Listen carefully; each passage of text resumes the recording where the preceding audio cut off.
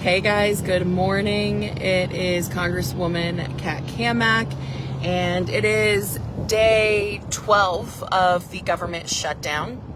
I'm on the road. Don't worry, I am not driving. Actually, Barry is driving, and Jessica's in the front seat. Actually, I'm gonna flip this around. Hello, Jessica. And we got Barry. And it is Monday. It's Columbus Day, so it's a holiday. Everything, well, we're shut down, so it's shut down. But just because it's day 12 of the government shutdown does mean that we are shut down. We are actually out on the road in the district working as we always are. When people say, oh, you're on vacation, that's funny because I haven't been on vacation in a very long time. But we are so glad that we are back home, district working, and really doing the things that matter. So first and foremost, I would be remiss if I did not mention how incredible today is in terms of the victory that was secured, which is the release of the hostages. For years, we have been demanding the release of the hostages that were savagely, brutally taken from their homes and their homeland in October 7th. And one of the things that I think every single American, and I don't care if you're Republican or Democrat, it does not matter what your political affiliation is, you should be incredibly proud of the fact that your president, the president of the United States, Donald Trump, secured the release of the remaining hostages and ended the war. That is something everyone can get behind, and that is peace. And so it is a really, really remarkable day. As we speak, he is in the Knesset, which is the Israeli parliament, delivering his remarks. And there has been a number of world leaders and leaders from around the region in the Middle East that have gone to help be a part of this historic moment. And so I think it is an incredible moment to reflect on the importance that the role that the United States of America played in helping secure peace. And my heart goes out to all of those families who are finally seeing their loved ones, hugging them, loving on them for the first time in 2 years. And the videos that are coming out, I mean, they'll make you cry, certainly. And so what an incredible, incredible day. So while President Trump is over in Israel at the Knesset delivering remarks right now, I also want to flag that the 15th, which would be Wednesday of this week, would have been the first paycheck that our troops would have gone without. But rather than let our military be used as political pawns, President Trump took the unilateral action of shuffling some money around and is making sure that our troops get paid. This is incredible. This is important. And thank you, President Trump, for that, because as I have said repeatedly, our military, our troops should never, ever, ever be used as political pawns in any sort of game.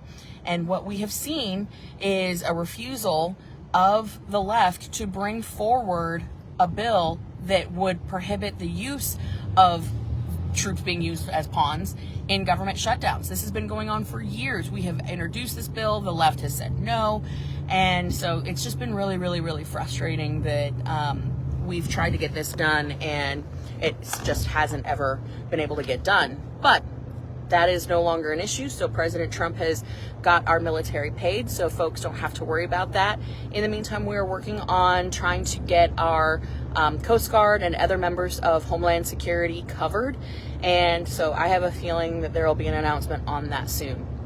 I heard a pundit this morning, and it really pissed me off because they said something to the effect of, it's very strange that President Trump paid the military because it basically takes away a pain point in the negotiations with the Democrats to get a deal with the Democrats, and they were so baffled by the fact that the president was wanting to get our military paid.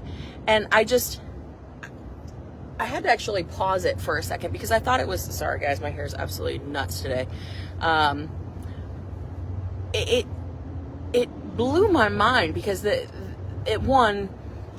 the same old mentality of the DC establishment, the DC political class, that, oh, well, we're just gonna, we don't care who gets hurt in the process so long as we make a point, right? That is tired. That is America last. That is a disgusting mentality to have. And if the Democrats thought that was going to be a pain point that we were going to allow to continue, they were sadly mistaken. So, thank you once again, President Trump, for getting our troops paid. And for everyone who is Homeland Security under that umbrella, please know that we are working to try to make sure that also gets taken care of before anyone misses a paycheck. Because ultimately, again, what this comes down to, this government shutdown, and I don't care how many people want to say it's about whatever else they think it is, look at what the Democrats put in writing. They want $200 billion for illegals to get health care. $200 billion. It's in black and white, page 57, section 2141 of the Democrat counterproposal. It says right there that they want to put back in place what they had done previously, which allowed illegals in 14 different states to collect health insurance benefits. We will not be doing that under any circumstances. So I think that at some point there needs to be a recognition that the America Last policies are gone. And right now, the only thing that will be tolerated is America and Americans first. So that is, again, the situation we find ourselves in. I know that many people still continue to say, oh, Republicans have the House, the Senate, and the White House. Yes, we do. But this is again, going back to, civics class. And if you missed that day in school, just a friendly reminder that you need 60 votes in the Senate in order to pass a bill. So that requires 7 Democrats because we have 53 Republicans. We need 7 Democrats in order to pass this bill. And the bill is the same bill that the Democrats have voted for 4 times previously. 4 times. And so, again, if they want to say, they being the left, if they want to say, oh, this is about health care, well, there was nothing but space, time, and opportunity for them to fix their broken healthcare system that they created. Let us not forget Obamacare, aka the Affordable Care Act, which is not affordable because we all know that premiums since the enactment of Obamacare have gone up more than 6 times. They created this system. They broke the previous system, and now they have to keep throwing money at it, hoping that all the problems go away, but they don't. That is, again, the same old tired mentality of Washington establishment of let's just keep throwing money at a problem and hope it goes away. It doesn't. And so we're not going to perpetuate a broken system that is expensive and delivers worse care than what we know we are capable of delivering. And that is an entirely separate conversation, entirely different piece of legislation, multiple pieces of legislation actually. And it's just one of those things where, again, you see that the left, they hate the man in the White House more than they love their country. And until people recognize that we are not going to cave on our America First promise, that is never going to change. And so I'm happy to take any questions. I just wanted to pop on here and let you guys know kind of what was going on in the world. And that's the big highlights of what's happening right now. I mean, it is a historic day globally when you think about what President Trump has done and is doing. And then, of course, here at home on the domestic front, getting people paid and really making sure that we are putting Americans first, and that the left is not going to dictate the path forward at this moment. And again, this is the same bill that they have voted for 4 times previously. They had no problem with it before, but all of a sudden they do now. And the thing that they are asking for, again, is health care for illegals. You cannot deny it. It is in their counter proposal. And if you want to look it up, I encourage you to do so. It is page 57, section 2141. You can find that at speaker.gov, where they have highlighted that section of their counter proposal. And with that, I'm going to take any questions that I can find in here.